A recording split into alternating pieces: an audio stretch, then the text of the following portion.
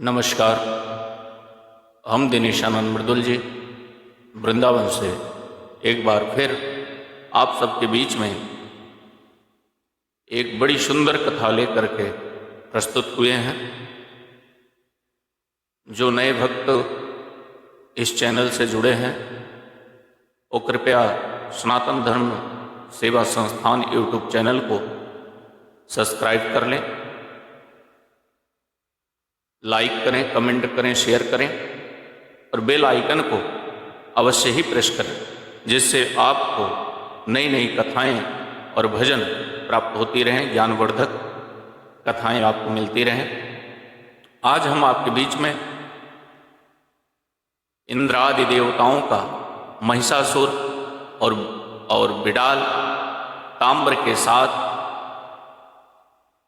युद्ध, कल की कथा में महिषासुर की उत्पत्ति के बारे में, उसके जन्म के बारे में सुना। आज उसके आगे की कथा को मैं लेकर हाजिर हूं। आइए कथा को प्रारंभ करते हैं। ओम नमश्चंडिकाय नमः। ओम सर्वमंगलमांगल्य शिवे सर्वार्धसाधिके शरण्ये त्र्यंबके गौरी नारायणी नमोस्तुते। माँ भगवती के चरणों में निवेदन और प्रणाम करते हुए आइए कथा को प्रारंभ करें। एक बार की बात है, जब महिषासुर का जन्म हुआ, बड़ा ही विशाल काय हुआ। लाल लाल आंखें, भुजाएं लंबी और मजबूत, घुंघराले बाल हैं।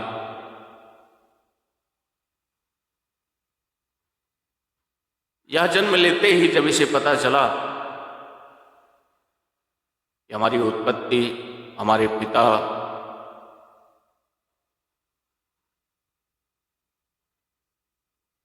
तो यह विचार करने लगा कि अब मुझे क्या करना चाहिए। यह देवताओं से कई बार युद्ध किया। आगे चल करके ब्रह्मा, विष्णु और शंकर सहित सभी प्रधान देवता अपने अपने वाहनों पर चढ़कर युद्ध के लिए प्रस्थान कर गए। इंद्र अपने ऐरावत हाथी पर बैठकर आगे आगे चलने लगे तथा उनके पीछे अपने अपने सैनिकों के साथ देवता आगे बढ़ने लगे। इसी समय महिषासुर मदोन्मत्त होकर, अभिमान में भरकर, क्रोध में व्याकुल होकर दानवी सेना के साथ उनके सामने आ गया। अब तो देवताओं और दानवों की सेना में भीषण युद्ध छिड़ गया। दानवराज महिषासुर ने क्रोध में भरकर बिडाल नामक पराक्रमी दानव से कहा, हे बिडाल, तुम बड़े शूरवीर हो। इंद्र को अपनी शक्ति पर बड़ा घमंड हो गया है। तुम जाकर उसे परास्त करो। असीम बलशाली बिडाल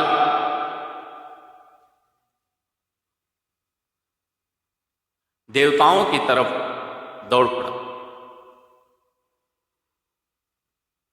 बिडाल और इंद्र का भयंकर युद्ध होने लगा।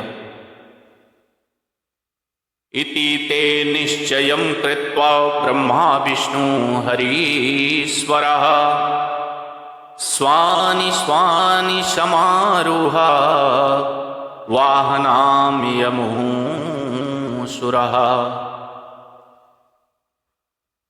बहुत भयंकर युद्ध हुआ।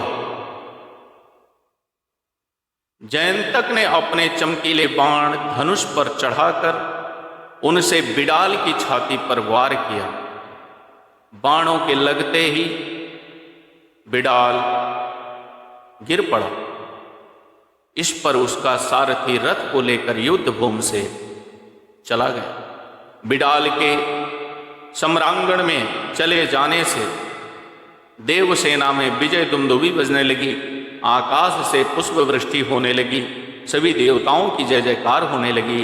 ब्रह्मा हंस समारूढ़ो विष्णु गरुड़वाहन शंकरो वृकमारूढ़ो वृत्तः गज संसिता।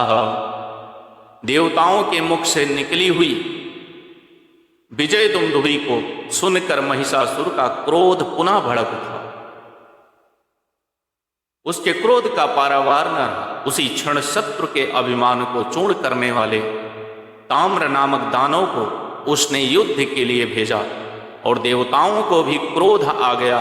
वे अपने दिव्य बाणों से दानवों का संहार करने लगे और उनकी मार से ताम्र युद्ध के मैदान में मूर्छित होकर गिर पड़ा। दानव सैनिक यह दृश्य देखकर हृदय से घबरा उठे। तस्मिन् विनिर्गते दैत्य बिडाला ह्यमीदतमूर्छिते जयः शब्दो महानाशी दुदुभ्यामिनः चनीश्वरः। व्यास जी कहते हैं, बिडाल के मूर्छित हो जाने से महिषासुर कुपित हो गया। उसने अपनी विशाल गदा उठाई और स्वयं देवताओं पर टूट पड़ा। उस समय सम्रासुर ने एक ऐसी माया का आविष्कार किया था जिसमें संपूर्ण संसार को नष्ट कर देने की शक्ति थी। महिषासुर ने उस माया का प्रयोग किया। उस माया के प्रभाव से वहां एक साथ करोड़ों महिषासुर प्रकट हो गए। अपनी विचार शक्ति को छोड़कर सभी देवता भागने लगे। युद्ध प्रांगण को छोड़ करके सभी देवता चले गए। सुराः प्रमुदिताः सर्वे तुष्टुपुष्टं सचेहि पतिम् जगुगंधर्वपतयो न नृत्याश्रुतः सर्वो गणः। सभी भागने लगे। आसुरी माया को देखकर भगवान विष्णु ने अपना सुदर्शन चक्र चलाया। उस सुदर्शन चक्र के प्रचंड तेज से माया की सारी रचना समाप्त हो गई। महाशक्तिशाली महिषासुर, सेनाध्यक्ष शिक्षुर, उग्रवीर, उग्रास, त्रिनेत्र, अशिलोमा, अंधक और वाष्यकल ने दानों तथा इनके अतिरिक्त अन्य बहुत से दानव युद्ध करने के लिए निकल पड़े। तदंतर भगवान विष्णु एवं भगवान शंकर के साथ महिषासुर तथा अन्य दानवों का भयंकर युद्ध होने लगा। कुछ समय पश्चात ब्रह्मा, विष्णु और शंकर अपने लोकों को लौट गए। महिषासुर के पराक्रम को देखकर इंद्र के पैर उखड़ गए।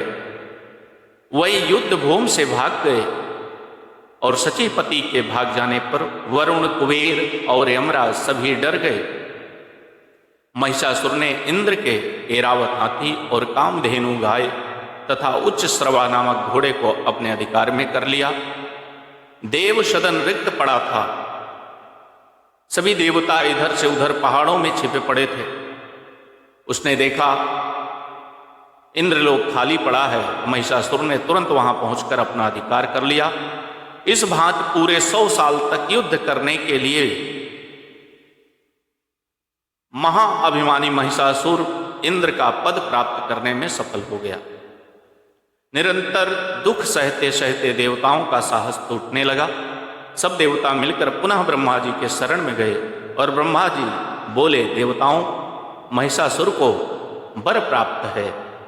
वासुदेवो अपि तम दृष्ट्वा चक्रमुद्यन्य वेगवान हन्तुं कर्म हरि कामापवापः शुक्रधवन्वतः। ब्रह्मा जी बोले, देवताओं, महिषासुर को वर का अभिमान हो गया।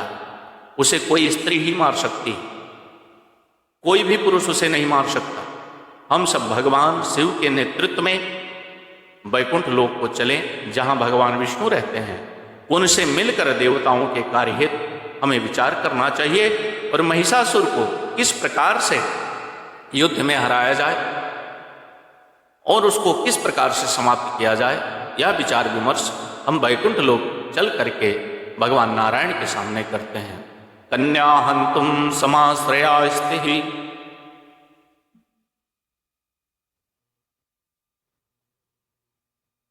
कन्या हन्तुं समायस्पितं पापो यददम अर्पितम यायेद मतं या देवः गत्वां जनार्दनः। और इस प्रकार से सभी देवता मिलकर के ब्रह्मा महेश भगवान विष्णु से मिलने के लिए और परामर्श करने के लिए विष्णु लोक को चलते हैं। यहाँ पर यह कथा पूर्ण होती है। आगे की कथा में किस प्रकार से भगवती की उत्पत्ति होती है, यह कथा कल के भाग में आप सबके बीच में लेकर के प्रस्तुत होंगे। यह कथा कैसी लगी कमेंट करके जरूर बताएं और सनातन धर्म सेवा संस्थान यूट्यूब चैनल को सब्सक्राइब करें, शेयर करें, कमेंट करें, लाइक करें, जिससे आपको सुंदर सुंदर भजन और अन्य कथाएं आपको प्राप्त होती रहें। आइए एक बार जयकारे के साथ इस कथा को यहीं पर पूर्ण करते हैं। बोलो साचे दरबार की जय। जय जय श्री राधे, जय जय सीताराम।